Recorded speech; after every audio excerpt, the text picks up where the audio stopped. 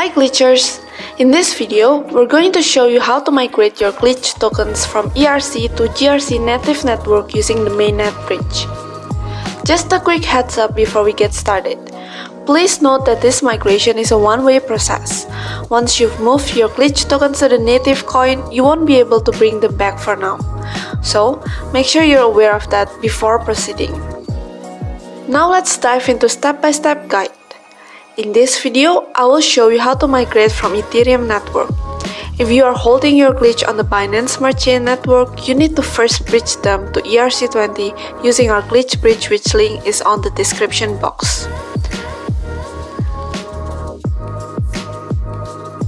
First, go to the link on the screen or in the description box.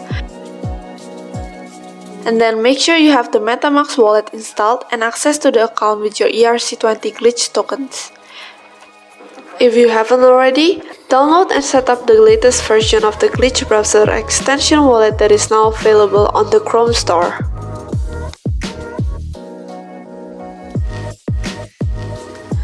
Second, connect both of your glitch wallet and MetaMask wallet. Make sure you are on the Mainnet network.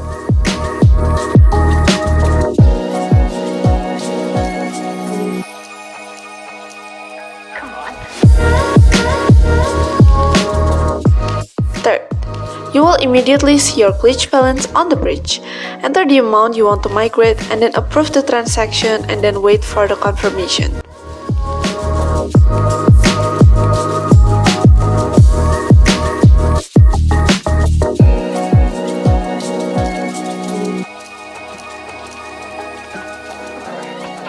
There will be fee in the bridging process. Approve the fee for the transfer and wait again until the transaction is done. You're set! Check the balance on the glitch wallet.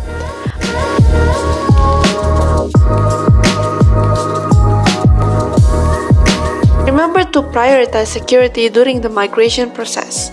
Be cautious of any fake Telegram group or phishing sites claiming to handle the migration. Only connect your wallet through the official glitch bridge.